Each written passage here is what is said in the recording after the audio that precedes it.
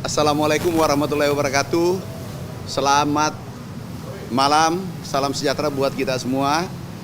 Kami baru saja ratas dengan Bapak Presiden Republik Indonesia. Kami laporkan tentang perkembangan pangan khusus untuk beras, pangan kita khusus beras. Insya Allah tanggal 31 Desember jam 12.00, kalau tidak ada aral melintang, 30 hari lebih, 40 hari ke depan, Indonesia swasembada pangan. Rencana kita akan membangun di hulu adalah peternakan rakyat. Jadi ada yang bertanya, kami ingin membangun pabrik pakan, kami ingin memproduksi DOC untuk rakyat, agar harga pakan, harga vaksin nanti stabil, obat-obatan stabil untuk peternak seluruh Indonesia. Ada 3.700.000 peternak kita harus jaga mereka. Kemudian kabar baik, kita siapkan HPP harus dijaga dengan baik. Harga penjualan, harga pokok penjualan, peternakan, juga telur, kemudian ada nanti HET untuk pakan, sehingga harga tidak jauh berfluktuasi. Nah, ini kita akan bangun. Pertama adalah 12 daerah, 12 titik pabrik pakan, kemudian tahap kedua adalah 18 titik. Anggarannya 20 triliun rupiah. Sekali lagi, ini dibangun untuk peternak-peternak kecil. Ini dibangun untuk peternak-peternak kecil. Halo Sobat Infodong, selamat datang di channel yang bukan cuma kasih info, tapi juga ngajak kamu mikir kritis bareng. Dan hari ini, kita masuk ke salah satu program paling ambisius yang diumumkan Menteri Pertanian, Amran Sulaiman. Bayangkan, 30 pabrik pakan ternak baru didanai langsung dari anggaran sekitar 20 triliun rupiah. Tujuannya, bukan untuk perusahaan besar, bukan untuk konglomerat, tapi khusus untuk peternak kecil. Apa dampaknya? Seberapa besar perubahan ini? Dan apakah kebijakan ini bisa menyelesaikan masalah harga ayam dan telur yang sering naik turun? Yuk, kita bahas bareng-bareng. Eits, sebelum kita bahas, jangan lupa tekan tombol like, share, dan subscribe biar kamu nggak ketinggalan info menarik lainnya.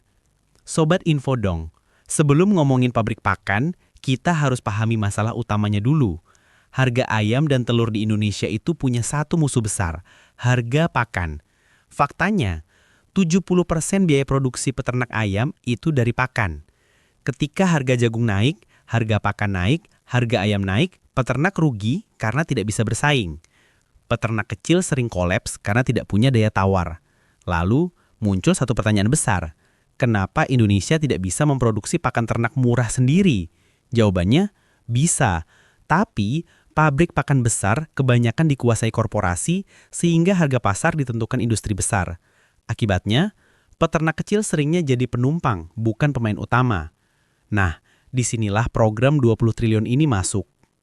Dalam pernyataannya, Menteri Amran Sulaiman menyebutkan akan dibangun 30 pabrik pakan ternak.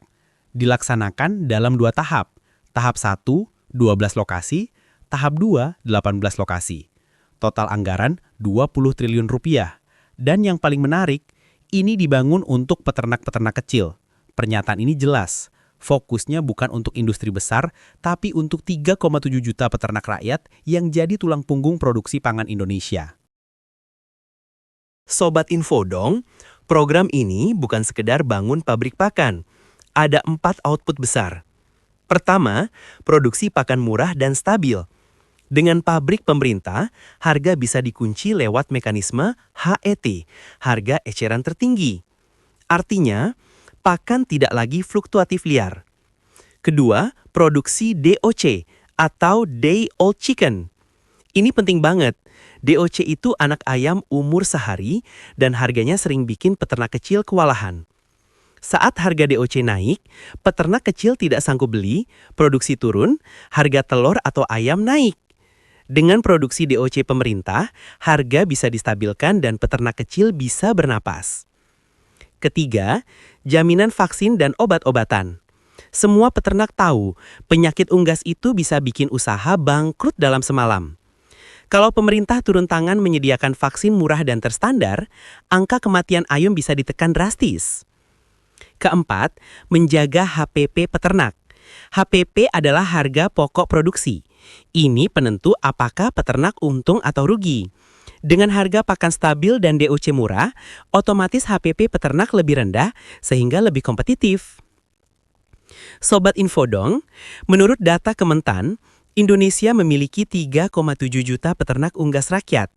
Mereka ini bukan industri raksasa. Kebanyakan pelaku UMKM, peternak rumahan, skala 100 hingga 5.000 ayam, peternak kampung, peternak mandiri. Masalah mereka hampir sama, harga pakan tinggi, harga DOC tinggi, harga ayam di pasar rendah. Tidak punya kekuatan untuk negosiasi. Dengan adanya program ini diharapkan akan menekan biaya produksi. Pakan plus DOC murah sama dengan peluang untung lebih besar.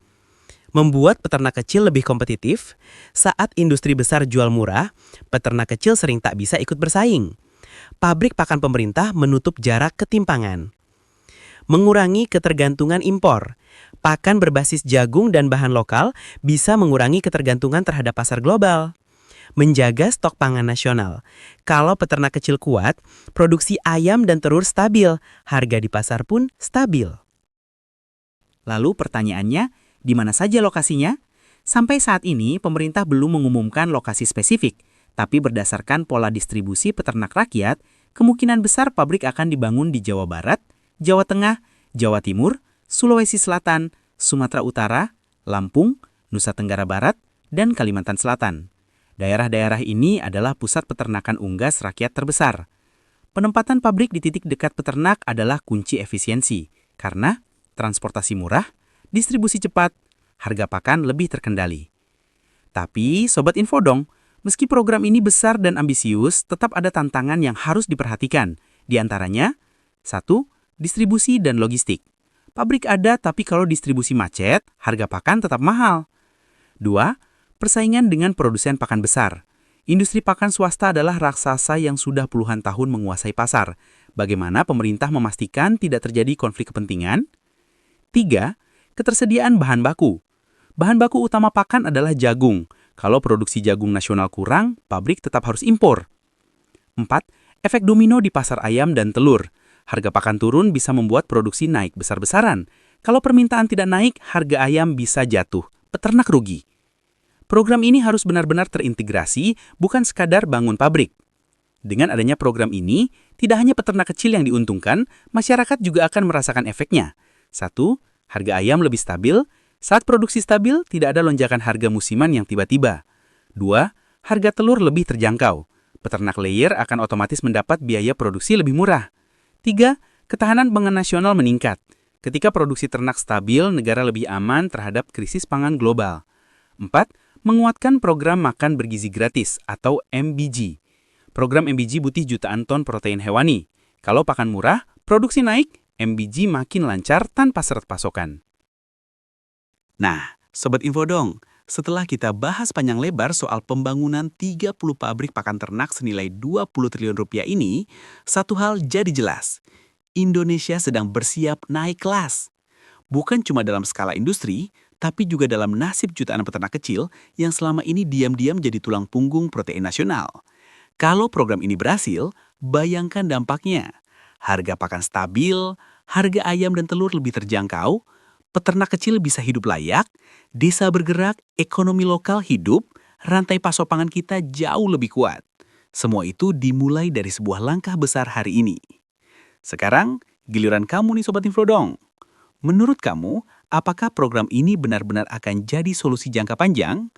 Atau jangan-jangan cuma proyek besar yang nanti sulit dijalankan di lapangan?